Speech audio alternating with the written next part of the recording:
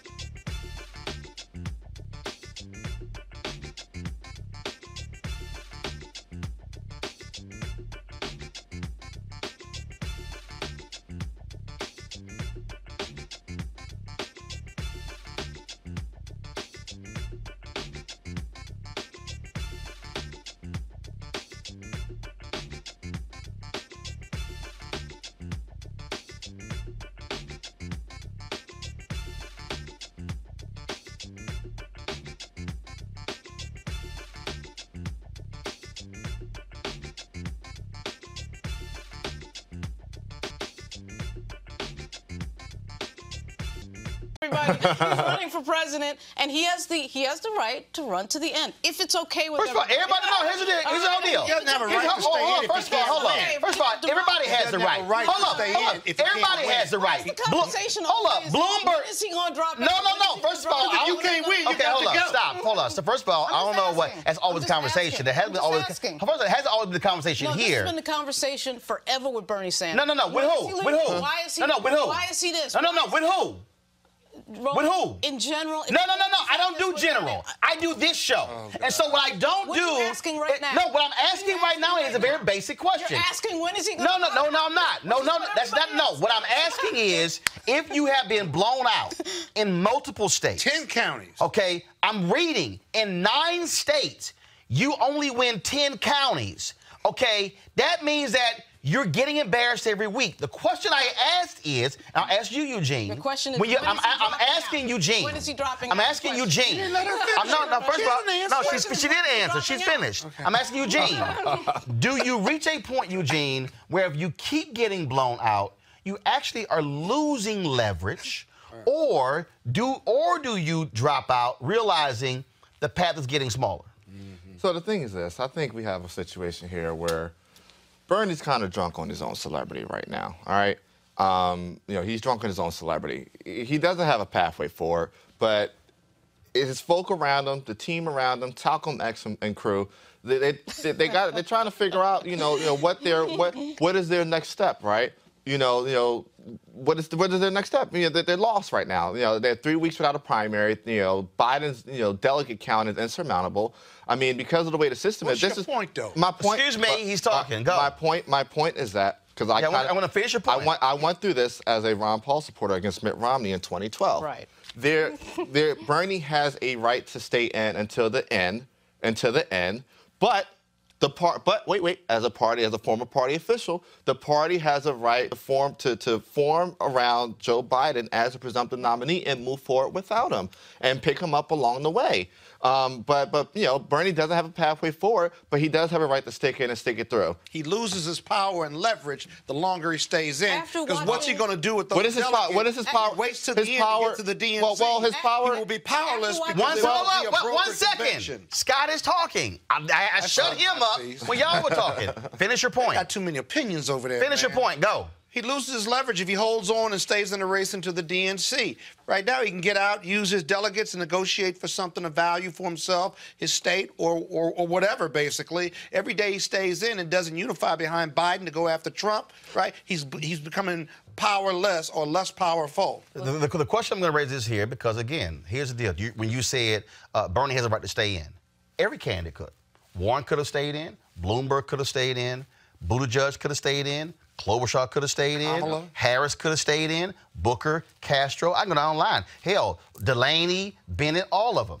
But all of them came to a point where they said, all right, let me look at this whole deal here and say, me staying in, what does it actually get me? No. If you're Sanders, and if you're looking at the map forward, and you're in this to win it, what are you looking at? What can you win when 2 states that were just flat out Michigan and Washington State, you won 4 years ago. You couldn't even win this year. Yeah, that's bad. After watching Hillary Clinton and that bullshit that we saw with Debbie Wasserman Schultz and the DNC of, oh, it's just got to be her and it's just got to be her. I think competition is fine. I think people having debates. I'm competition is fine as well, but there's a difference between competition and getting blown out. It's like the Harlem. Do you actually go to a Harlem Globetrotters game and think the Washington Generals are going to actually win the game? This is politics. This ain't basketball. This is politics. He gets to say, it's a sport. Bernie Sanders might not like him, whatever. Wait a minute. You the same person who just sat there and said Klobuchar and Buttigieg had no shot. Show me Bernie's shot. Hands. Are you done? No. You said they had no shot. Show me Bernie's shot. What's the shot? No. Are you done talking? No. You said. Hold up, Lauren. You said Buttigieg and Klobuchar had no shot. And you're still getting over that. I'm asking you. Over that. Show me where Sanders shot. Moments later. No, where Sanders shot. The point is, Bernie Sanders being in the race, I know it shakes everybody up. I know it bothers. No, it doesn't. You keep going. Everybody everybody? Losing. No, everybody is the chattering Who's everybody? Class. The chattering class has been saying this for years about chattering class? For years Lauren, about we're Sanders. not, Lauren, there are 4 people here. Why is we are not talking the chattering class. And Lauren, I'm asking you a question. When is he dropping out question. Lauren, you can't have it both ways. You want to have it both ways right now. Whatever, you're talking to yourself. No, you want to say, you want to say Buttigieg and Klobuchar had no shot. But then when I ask you where's Sanders' path forward, then you're like, oh, here's the right to run. You're talking to give it both ways. Eugene, do you see? If I could finish the sentence, which of course but you can't even answer the question. All right, whatever. I know you want to box me into your world. No, I want you to answer the question. My point you is said Klobuchar and Buttigieg had no shot. You're talking to yourself. Show me. Okay, explain to me of the remaining states. What is the path forward for victory for Sanders? This is a different question. What is the path forward for the victory of Sanders? Boom. Okay, so I already told you. I know it's shocking, but okay. The guy gets to actually run and compete now. Okay. So the thing is this. That ain't an answer. Can I finish? Okay. Is it all right? Can I finish? Can you hold Yeah. Do you have the self-control to listen? No, I got it. Biden is probably going to win. We know that. Okay. All right? Are you good now? You feel good? Okay. That Biden's going to win? But you still haven't answered the question. Eugene, do you want to answer the question? The question is, even though he's probably not going to win, he gets to compete. Again, I know democracy is hard. Wow. And guess what? Amy gets to compete. And Buttigieg gets to compete. But you said they should have dropped out because they had no shot.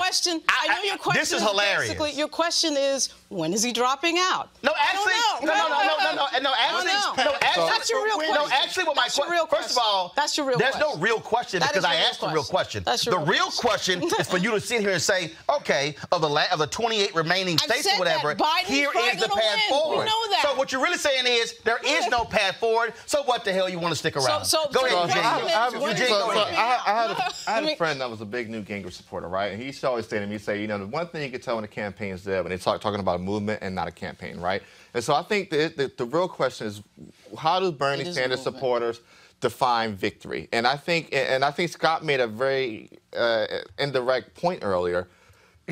Their leverage, their leverage is their maximization of delegates at the convention to move the party in the direction they want to. So if I'm Bernie Sanders, I probably do stick it in all the way through to maximize my delegate position. What does that get you? What does that get you? You get to now insert things to the party platform. You get to change the rules of the party for the next primary. You get to You get to negotiate your speaking slot. He can do that now. He can't do Scott.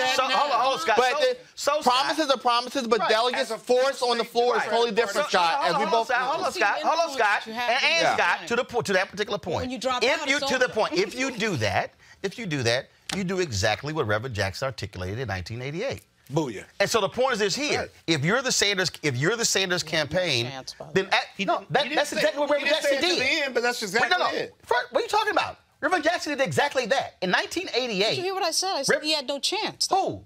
Reverend Jackson. Oh my God. Okay. That's the point. Oh my God. That's the point. I can't. Okay.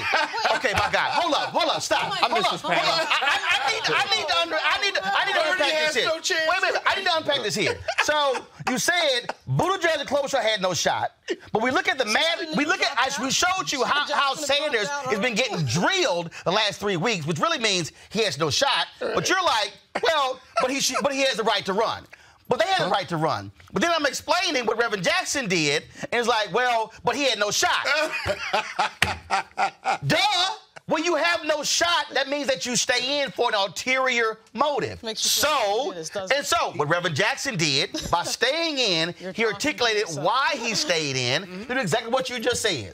Reverend Jackson stayed in, changed the party rules to maximize delegates. The speaking slot, he had leverage. In fact, the week of the convention, Reverend Jackson took a bus tour from Chicago to Atlanta. You thought he was a damn candidate, drove Michael Dukakis crazy, and he was able to negotiate Ron Brown becoming, of course, chair of the DNC. The point I'm making is... Who was his partner at the convention in doing that?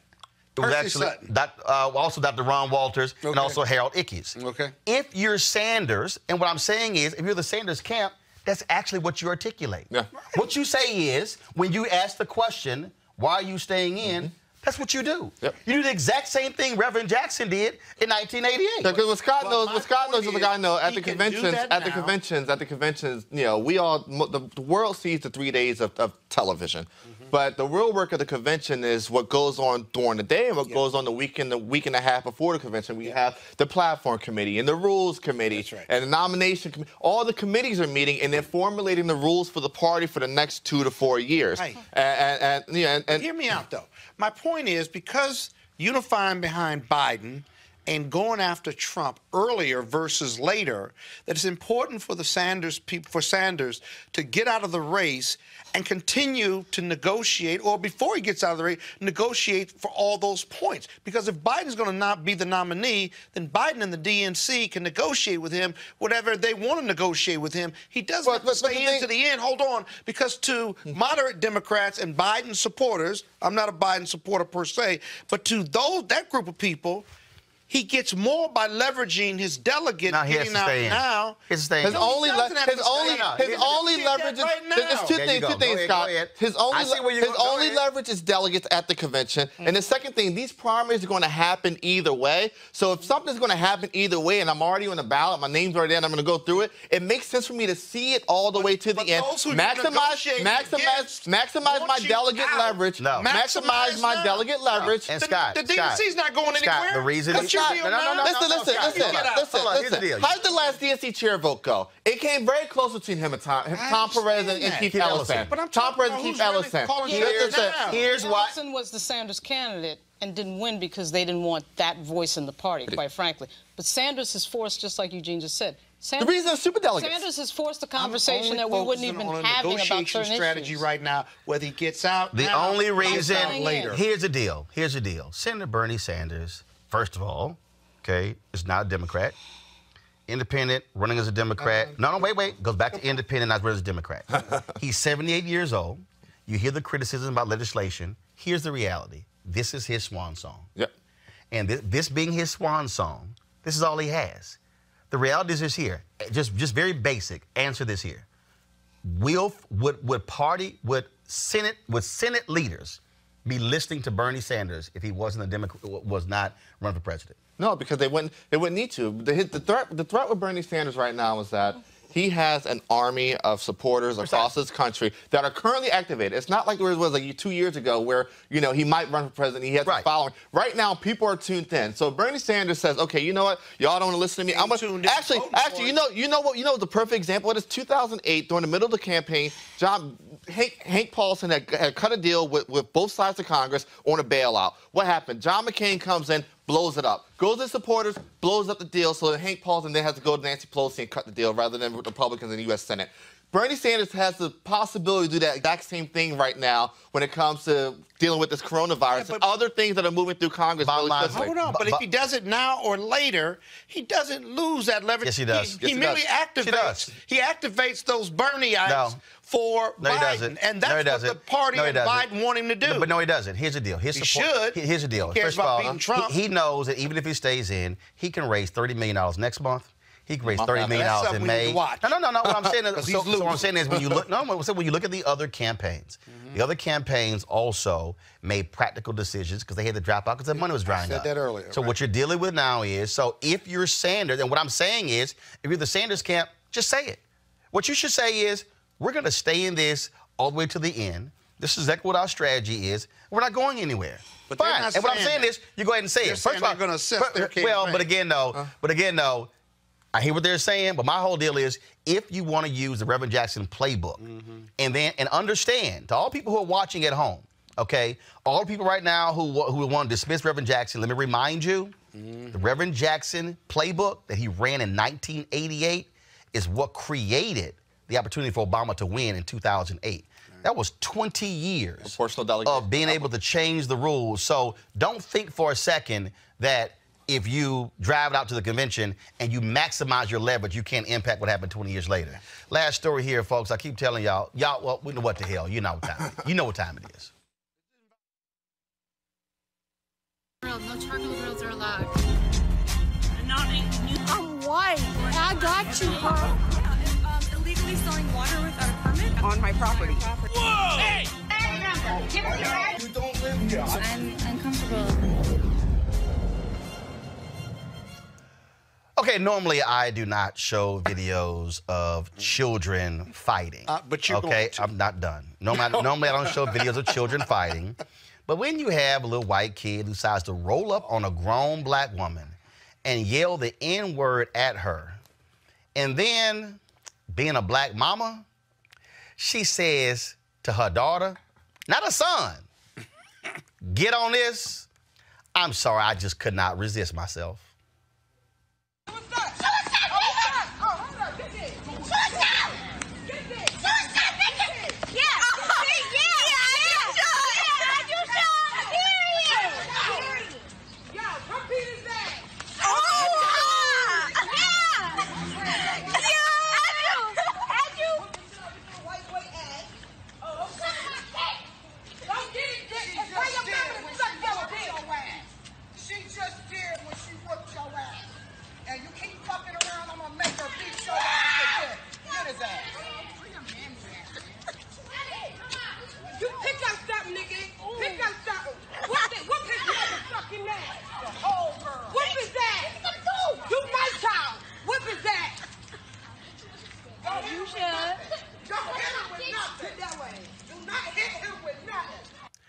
Okay, all I'm saying is, okay, when I saw the video, I couldn't.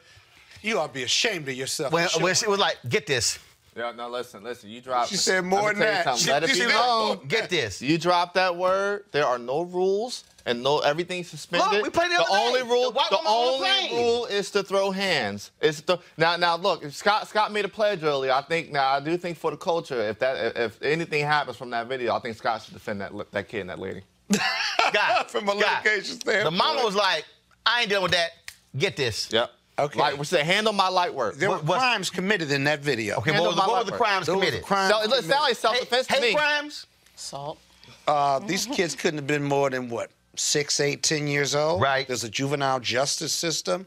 When the police get that video, and I know your public may not like me saying this, but the mama in regard to reckless endangerment, the kids in regard to being physically abusive to one another, and she encouraging it, I think a juvenile judge would be interested in that. And guess what, Scott? You're going to defend that mama. Yes, you are. I'm not. You're going to defend that mama. I don't do juvenile crimes, but I will say this. Scott, you're going to defend that mama. They will go to mediation, and they will get help. But you know, a high-powered lawyer like yourself will make sure that kid is fine, right? Well, I don't care what the little white kid said. The mama shouldn't be encouraging violence. You shouldn't be encouraging violence. Well, the thing is this. We got to care what the little white kid said. Are you listening to me? Little white kids, listen, little white kids using the N-word,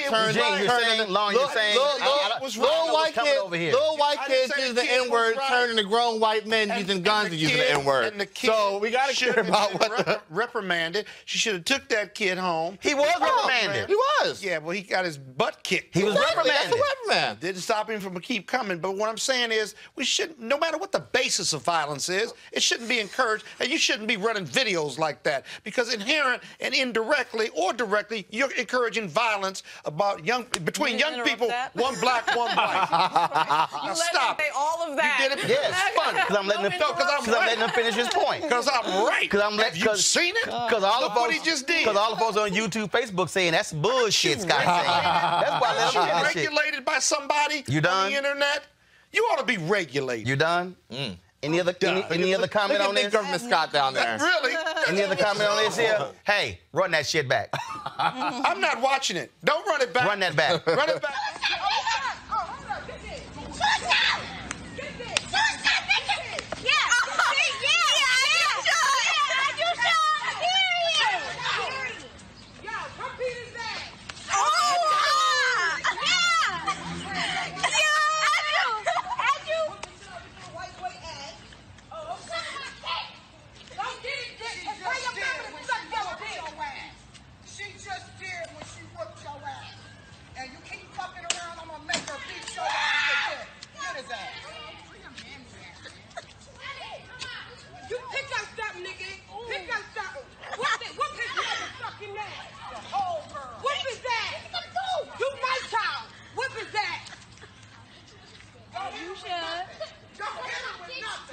While he's down. But what about, you got at least 8 counts. But what about when two people are fighting? Isn't there a you know, isn't there a difference when you have two people fighting back and forth? Well, you can take into account who's being, who started it, right? Who's ending it. Force must be met with force for self-defense. Isn't she liable for endangerment of a child? Reckless endangerment of a child. Watch. Keep an eye on this story, ladies. Keep an eye on the story. All I know is... We got Roland running a video of it. All I know is Chad got his ass whooped by it's in a not dress. that funny. You ever got your ass in a whooped? dress. Well, it's just in a dress with one house shoe on. It's never fun. It's never fun. All I'm simply saying is white people. I think you got to be more responsible about this. I'm being responsible. White people. You are? I'm advising y'all, do not raise your kids to yell the N-word at no grown black woman, especially when she got Layla Ali on her side. That's all I'm saying. You'll get your ass beat. I'm just saying. I've never been more disappointed in you in my life. And if you're a drunk, white woman on the plane, do not call the black male flight attendant the N-word when you got a sister sitting next to you who about to whoop your ass as well. All I'm saying is, as a public service announcement, a public service to all white Americans, it ain't gonna end well if you do that. Violence is never the answer. You're gonna end up on our crazy-ass white people segment. Y'all support Roland Martin Unfiltered by going to RolandMartinUnfiltered.com. You can go to use our Cash App, Square, PayPal to support our Bring the Funk fan club. Y'all know what we do. Of course, we had General Kip Ward, retired 3-star general. So Friday show, folks, we're going to have retired 4-star General Lloyd Austin on the show. One of the high-ranking African-Americans ever in the history of the military. He's going to be right here, talk about the coronavirus and really the role the military can play. So we're looking forward to having him on the show as well. We also, if you got any suggestions on black health experts you want to see us talk to regarding coronavirus, send us an email by going to RolandSMartin.com, going to RolandMartinUnfiltered.com.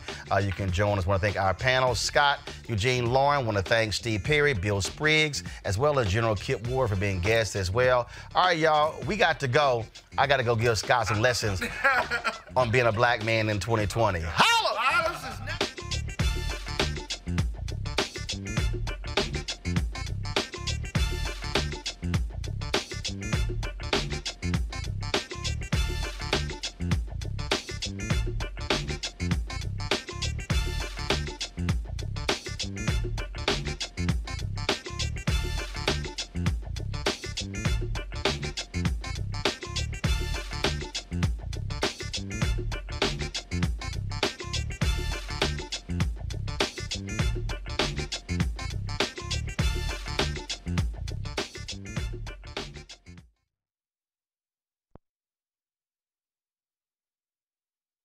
You want to check out Roland Martin Unfiltered? YouTube.com/Roland S. Martin. And subscribe to our YouTube channel. There's only one daily digital show out here that keeps it black and keep it real. It's Roland Martin Unfiltered. See that name right there? Roland Martin Unfiltered. Like, share, and subscribe to our YouTube channel. That's YouTube.com/Roland S. Martin. And don't forget to turn on your notifications so when we go live, you'll know it. Hey everybody, this is your man Fred Hammond, and you're watching Roland Martin, my man, Unfiltered. Hi, this is Essence Atkins, and you're watching Roland Martin Unfiltered. Hey yo, Peace World, what's going on? It's the Love King of R&B, Raheem Devon, and you're watching Roland Martin Unfiltered. Hi, my name is Brescia Webb, and you're watching Roland Martin Unfiltered. Ow.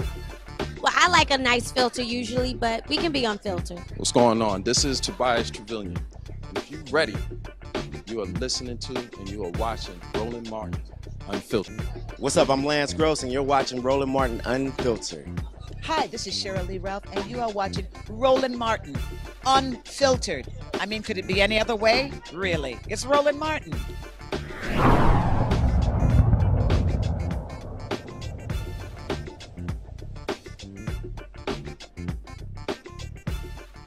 You want to support Roland Martin Unfiltered? Be sure to join our Bring the Funk fan club. Every dollar that you give to us supports our daily digital show. There's only one daily digital show out here that keeps it black and keep it real. It's Roland Martin Unfiltered. Support the Roland Martin Unfiltered daily digital show by going to RolandMartinUnfiltered.com. Our goal is to get 20,000 of our fans contributing $50 each for the whole year. You can make this possible. RolandMartinUnfiltered.com. Hey fam, want to check out Roland Martin Unfiltered? The blackest show on all of digital, cable, and broadcast. Check out our audio podcast. There's only one daily digital show out here that keeps it black and keep it real. It's Roland Martin Unfiltered. Press play.